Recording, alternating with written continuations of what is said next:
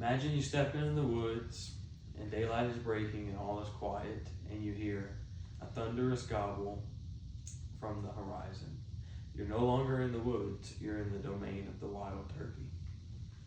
In this speech, I'm going to tell you about some interesting things, interesting facts about the wild turkey.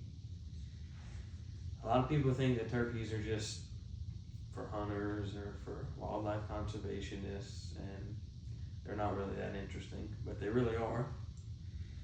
I'm an avid hunter, and I've recently started hunting turkeys, and I didn't think they were that cool, but the more research and study I do on them, I have really found that they're pretty awesome. In this speech, I'm going to show you how interesting they really are. There's actually 5 subspecies of the wild turkey. The eastern, which inhabits the majority of the United States from about the middle to the east coast. The Osceola, which is only found in southern Florida. The Merriams, which are found in the northwest. The Rio Grande, which is found in the southwest. And the Ghouls, which are found in Mexico, New Mexico, and in Arizona.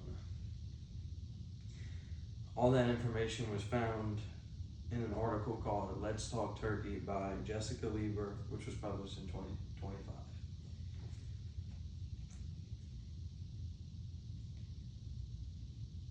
There are many characteristics about the wild turkey that separate them from just your normal bird.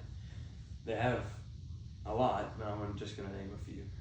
They have a snood, which is an appendage on the end of their nose that grows and shrinks during mating season, and it helps them attract a mate.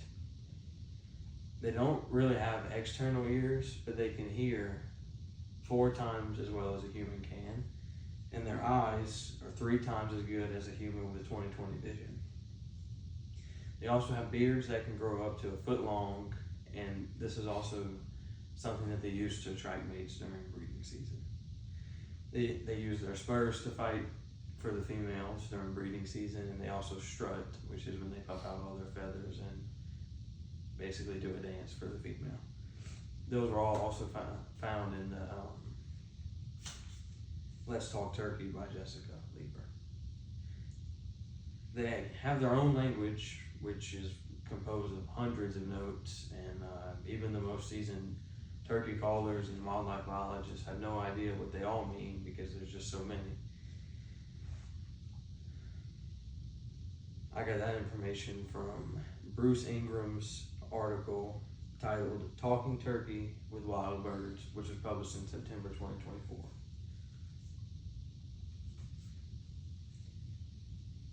As you can see there, they have way more things than you would have probably first imagined that make them cool.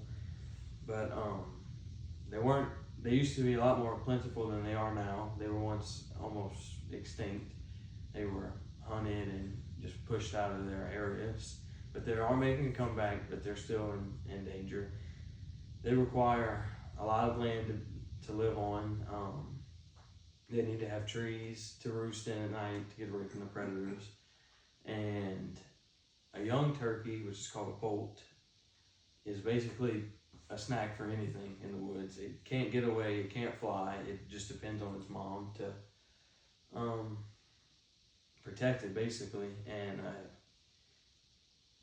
it has to have grasslands pretty much to eat because it can only eat little bugs, and it has to be able to hide from predators. And the urbanization of the United States is making it difficult for the turkeys to bounce back because it's pushing all the predators into one spot that the turkeys are also living in. So they can't really get away, they can't hide. All that information came from Mary Collins, Returning Neighbors of the Eastern Wild Turkey. That was published in October 2025. As you can see, I hope I did a good job explaining to you all the cool things about the wild turkey.